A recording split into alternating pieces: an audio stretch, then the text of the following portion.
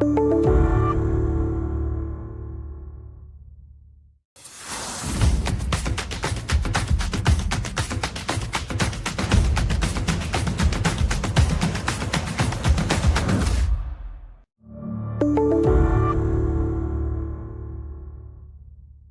ziua, sunt Bogdan Alecu și bine ați venit la o nouă emisiune Check Bank pentru Afaceri Românești. Continuăm să discutăm despre cum atragem investiții atât din partea capitalului românesc cât și din partea capitalului străin. Îl avem astăzi alături de noi pe Sebastian Metz, directorul general al AHK România, Camera de Comerț Româno-Germană, și discutăm despre cum putem să atragem mai multe investiții din partea companiilor germane, dar și cum companiile românești pot merge către piața din Germania. Iar în partea a doua a emisiunii le avem invitat pe Mihai Roșca, cofondator al Sport and Safety, distribuitor oficial Helly Hansen, să vedem cum evoluează și partea de retail din România. Trecem însă acum, revenim la partea de discuții. Hello, thank you for being here with us today. Hello Bogdan, thank you very much for the invitation. Excellent. Mr. Metz, how's Romania now from your point of view? From the point of view of a man that works to attract investors to Romania and to take Romanian companies to Germany to expand and to invest there. What's your point of view? I mean, look, Bogdan, the last 1.5 years were a little bit lost due to this political, let's say, election phase, be it on the European level, the regional level, the parliamentarian level, the presidential level. So we had four big elections, I mean, there was a certain, let's say, paralyzed system in terms of decision making. Yeah. And what we are in the situation where we are right now is a system who is more or less fighting against each other, although they are in a coalition. Normally in a coalition, I mean, you expect as a citizen, as a corporate citizen, also that you have aligned your strategies, your policies, your perspective, your vision for the country. And you work as a team. And we work as a team, exactly. And that's not the impression that at least I have. Of course, overall, you have this topic of this deficit, who is even higher than the 9%, 9.3%. Nobody knows exactly the numbers, but at least higher than 9%. This gives not, I mean, at least from a corporate perspective, not very high confidence that the fiscal framework, that the economic framework that we are living in, that we have to deal with, are very stable. Yeah? And on the top of all this, of course, we have also a huge, let's say, transformation processes in Germany, economic transformation problems in Germany, and Europe is also not in a very good shape at this moment. So that's a little bit the feeling, the sentiments inside our business community. Yeah. That's the downside. Yeah. But is there an upside? Could we have some potential from all of this? Because, look, we have my personal example. I'm looking at German companies. We have Continental, for example. And now Continental has divided in some divisions to be more agile, to respond faster. Yeah. So on the downside, we have smaller companies, but on the other side, I see from them that they hire people, make investments, and develop new products. So that's the upside. In our condition now, how can we present a positive side of this? You're right. I mean, we human beings tend to be always a little bit negative because maybe the story is also easier to sell. Yeah, but of course we are living in a country full of potentials. And also on a continent full of potentials. I mean, we do not have we have a highly skilled people. We have a university landscape. We have industrial heritage. Even here in Romania, we have a very good potential in the field of R&D, IT, research and development I'm talking about, or software development, and together with the diversified nationwide existing university landscape, we can really cooperate. And there's a lot of money under the, for example, under the Horizon umbrella, so that can be invested also in very applied science. And a lot of cooperation between universities and companies. And this is not only, we are not talking about the industry or the R&D activities. We have a huge potential also in the field of the energy. So I'm not the first one who is talking about this energy potential, but be it in renewable nuclear energy or the conventional energies, gas, the oil. So this is all available here in Romania. But on the energy side, we have to invest heavily. And not only Romania, but all over Europe, heavily in the infrastructure.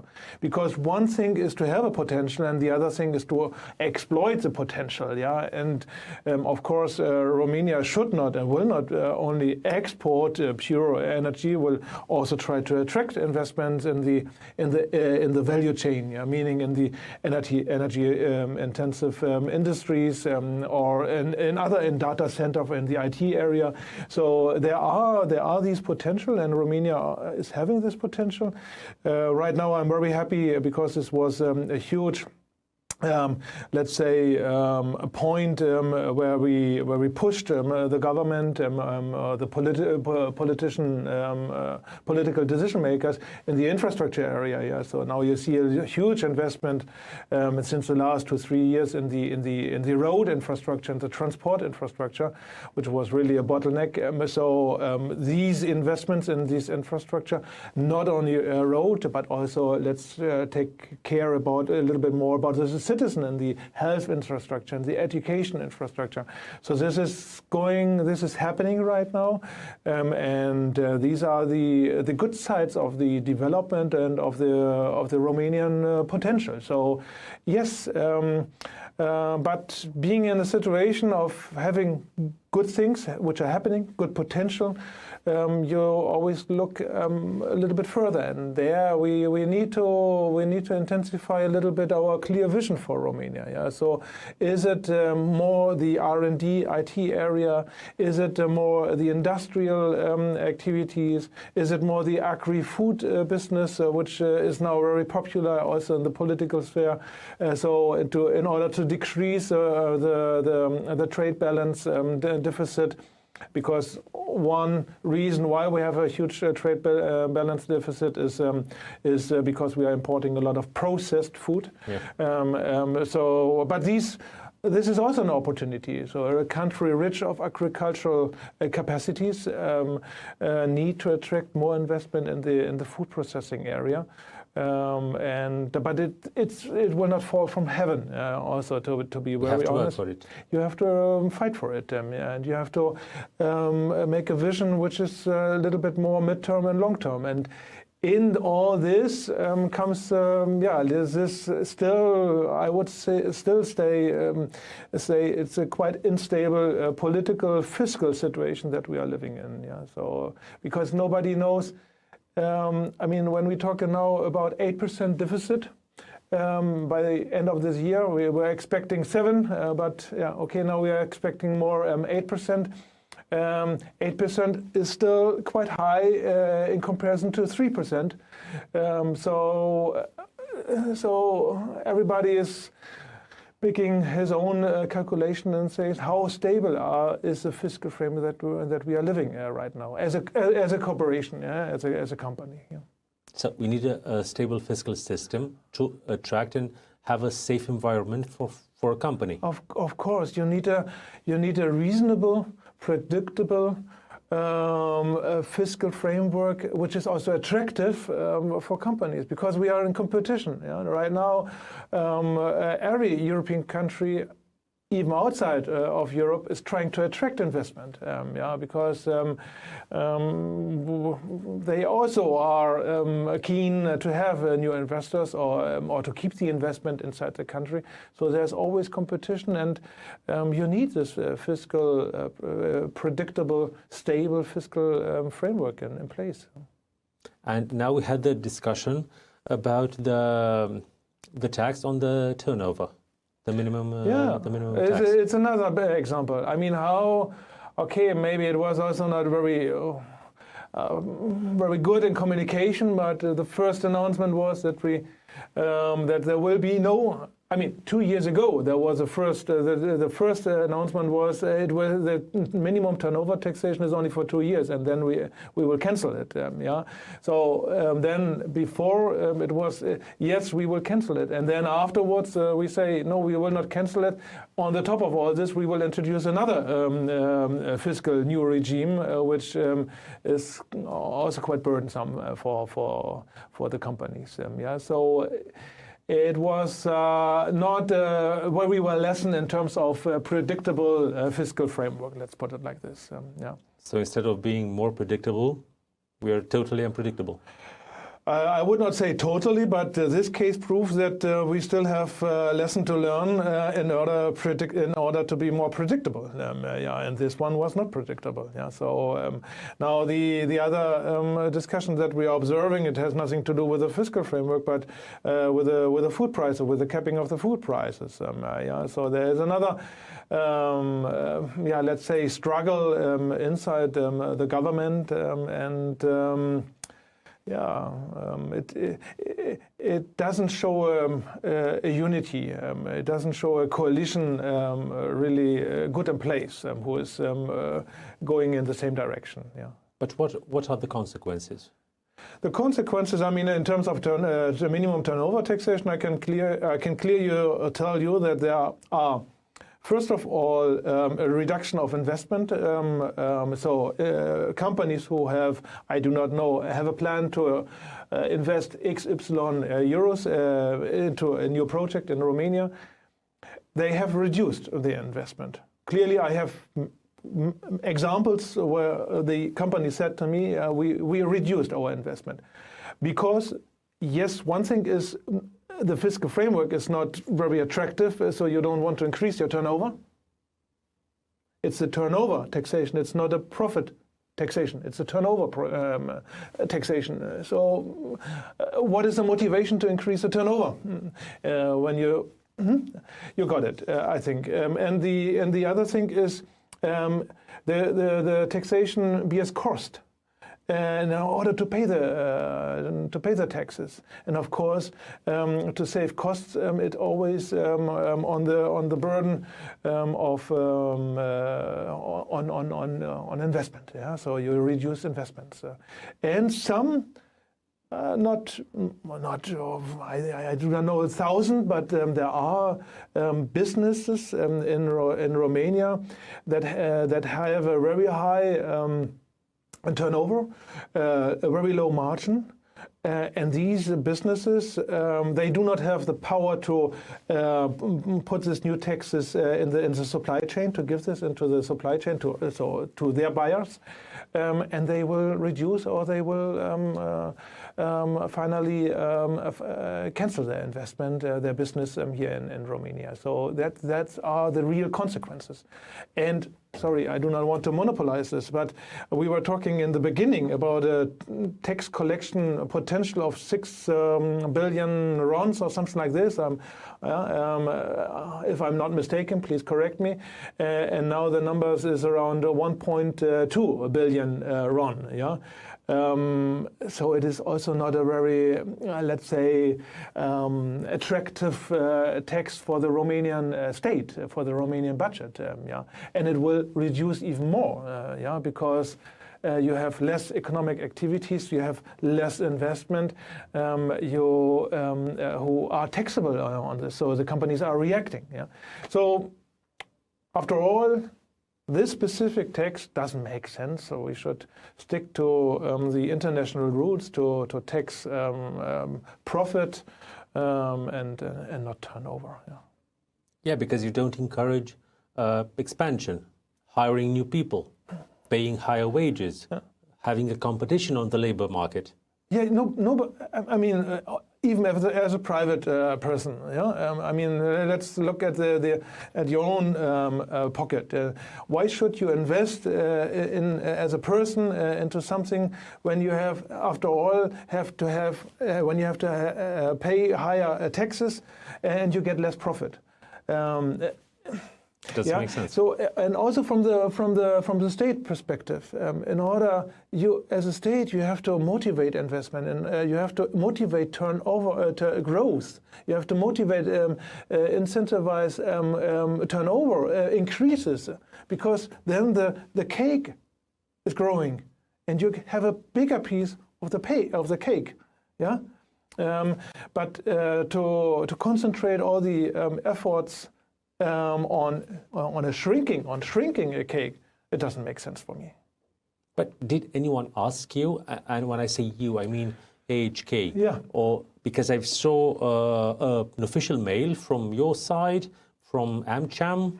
So all of these business organizations had one point of view, but did anyone ask you from the government? I would say that let's say the communication between business organization and the government is okay. I mean, they are consulting us, they are asking for us for our input. So at this moment I would not complain about this. But one thing is asking and having feedback from the business side, and then the other thing is listening, or even partially acting listening. Acting on. Yeah. So that's another thing, and really, you know, that my blood is getting a little bit hotter on this topic. It's really something that should be abolished here in Romania, the minimum turnover taxation. And the other discussion about the prices for food, for the base goods. Yeah, I do not know what to say. I mean, it's also a little bit, it's a political decision. We have to put it like this. And I can understand that political decision makers in this framework, in this political framework, pressure from left and right, high inflation already, that they take these circumstances, this framework, into consideration. And I do not have any information about the effects or about the impact of this price capping, be it as is it effective, or is it really increasing the food prices? I'm not prepared, let's say like this, in order to talk professionally about this topic. But yeah, I mean, now the decision was made yesterday, if I'm not mistaken, in order to continue for the next 3 or 6 months with this. But economically speaking, professionally speaking, also food price capping is not a very effective measure in order to decrease prices. So you have to see that also. I mean, at the end, you want to support the Romanian agriculture. Yeah. And after this, you want to increase your attractiveness for food processing, and then you cap the prices. It's not, I mean, these signals are a little bit contradictory, I would say. But yeah, given the current political circumstances, I think these were the most important factors why they decided in order to continue with this price capping. Discussing about cities of tomorrow. Last year you were in Oradea. This year you'll be in Timișoara. Why Timișoara? We decided with Oradea the first time to go into the region, and that was the right decision, honestly, because lots of Yeah, I would say good practices, development in terms of city development is happening in the region. Timișoara is also a very attractive city in terms of city development, in terms of cultural activities, in terms of attracting also companies to Timișoara. There's a huge German business community in place in Timișoara.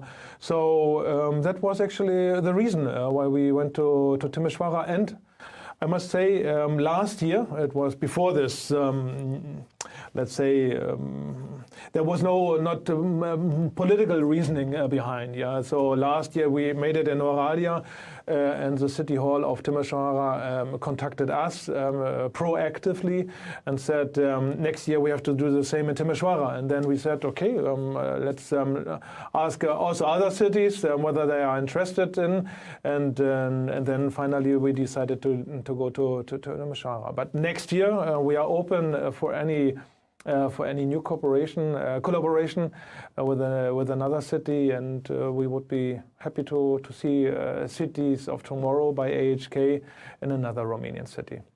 Can a city overcome these, setbacks that come from the government when it comes to attracting investors? Yes, of course. The central level, the central policies, they are there. They cannot change it. Although cities, they have also a political color, let's say like this, and I think they have to take care about their local economies as well, in order to give feedback to on a central level what is happening on a local level. But besides this, of course, when the mayor is, let's say, we say very approachable, dedicated to attract foreign investors, to make the local life of foreign investment easy. This is a very decisive, very important factor in order to attract investment in the city. Yeah. So yes, they can do a lot in terms of infrastructure, in terms of attractiveness for employees, to be in a livable city, so that you have a pool of talents, you have a pool of skilled workforce. So they have lots of different factors or axes where they can decide on, and to make the life of a company, not only of a German company, but also of a Romanian company or wherever they come from, to make the life good and smooth. So yes. Is being part of Schengen helping Romania in any way when it comes to attracting investors? I think, first of all, it was a well-deserved decision, and hopefully also OECD by 2026 will be achieved by Romania. It's also very important. OECD is another recognition of the achievement of Romania. So it's a recognition. It will not have direct effects, but it's a recognition, and it's a possibility to have access to best practices from other OECD countries. Yeah. And it's a comparison tool. You can compare also Romania better in terms of how is our overall competitiveness of Romania with other OECD members. So it is a very important tool, let's say, or membership, but it will not create like this investment. And it's the same with Schengen. It was a recognition. It is another facilitation at the border, the transport at the border. So it's reducing cost for some companies who have a lot of transport. So it is definitely nothing that is harming Romania. Contrary, it's to the benefit of Romania that also now Schengen is achieved by this country. I'm very happy about this.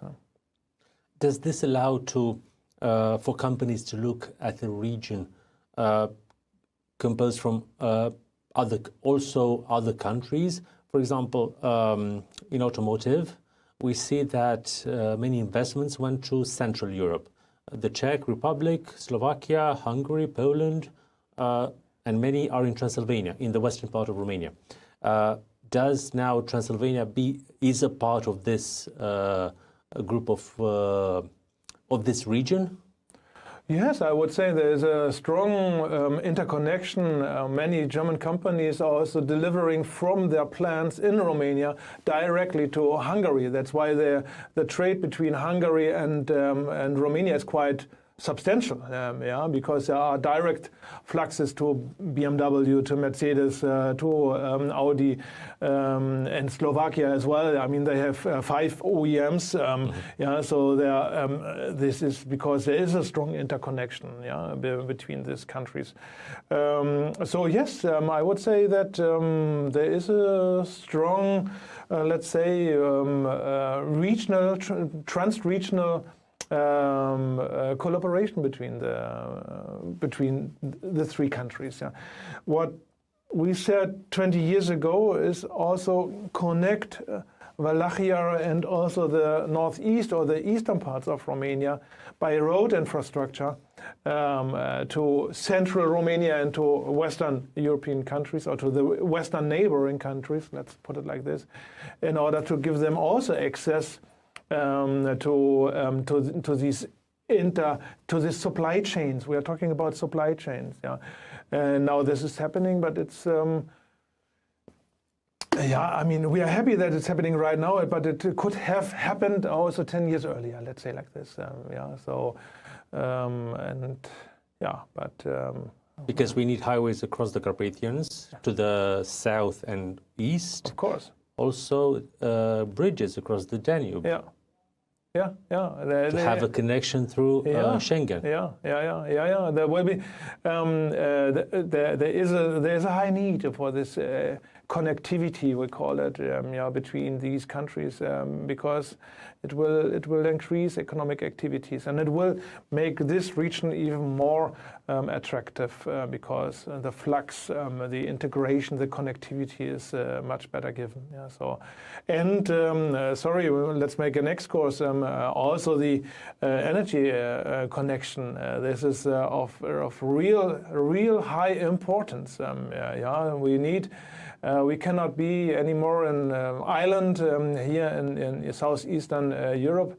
Due to this, we have very high energy prices. This is one reason. There are other reasons, but this is one reason why we have so high energy prices. So this is the connectivity, the energy connectivity to neighboring country.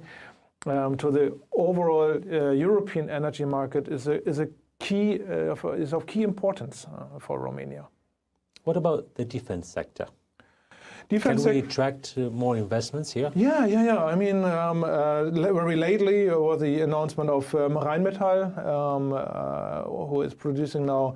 It's a second investment. Who is producing now pulver for the defense industry. We have DL Aviation, who has invested now in Craiova, being a supplier of the aviation supply chain, and there is more. There's more to come. Let's say it's one of the most recent and of high economic importance also for us, the AHK Romania, now to intensify our activities in this regard. So we want more German companies be present on the Romanian market, but also being an investor here. But there are already good examples which are happening, but there should be more. My personal feeling is that we're moving a bit slow. We need more tanks, we need more aircraft, more drones now, because I see the warfare is changing. And there was a discussion a few weeks back. You're shooting a €10,000 drone with a 2 million rocket. out of balance. Yeah, I mean, on drones, definitely. But I mean, for me, I'm not a military person. I'm an economist. Yeah, but one comment on the drones: when you saw now, when you see the attacks from Russia to the Ukraine, it is more or less a drone attack. Yeah. So this is not a miracle now that we see that drones are flying over Romania, Poland, and other European countries. So that was quite visible, let's say. And it was also quite logic that you cannot fight against 500 drones with an aircraft.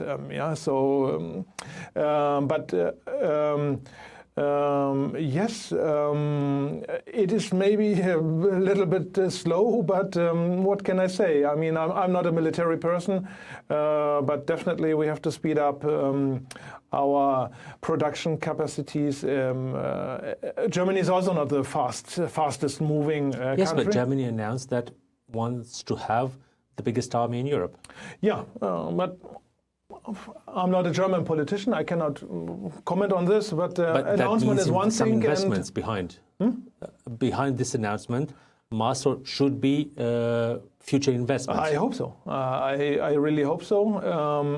I think with a new budget, at least, we see now also that approved by Germany right now for the next year. I hope that we will see a clear sign that now there will be a change in this regard.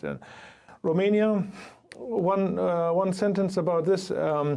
Romania has a huge opportunity because Romania has a very strong industrial base, foundation, and it has a very strong also German companies already here in place.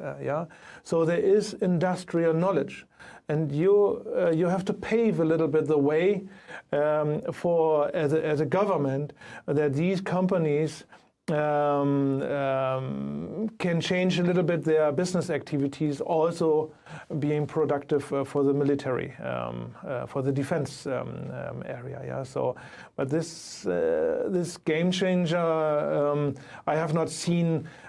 I saw a lot of this changing in the mindset of the people, but currently I do not see any progress here in Romania regarding the production of former industrial, purely civil production into defense in production. But I hope it will be soon the case. And to end on a positive note, any Romanian companies expanding to Germany this year or next year? Yeah, we see an increasing trend, let's say, of Romanian companies investing in Germany. We are very happy. We have also supported these companies in order to expand the business to Germany. There was 10 years ago, maybe the Romanian companies were not as mature, but now that the trend is really is there, and now lots of Romanian IT companies like Assist Software, Acesa, for example, in Cluj, based company. We have Ovis, who opened also an office in Germany. Simtel from the renewable energy area, they are opening also. They have already opened a branch office.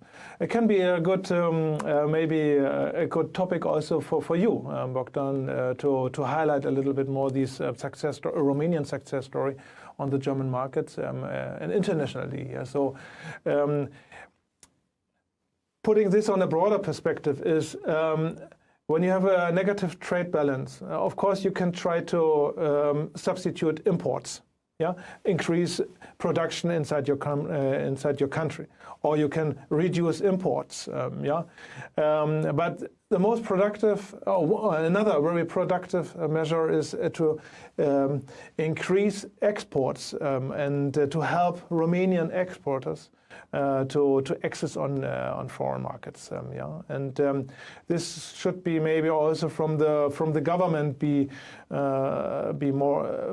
should be a little bit more focused on how to increase good Romanian companies to expand on European, on worldwide export markets. We need more support, more structural, more professional support. There are schemes in place, there are best practices in Europe, how we can support Romanian companies to expand to new foreign markets. Do Romanian entrepreneurs or Romanian companies come to you and ask you, how can we get on the German market? And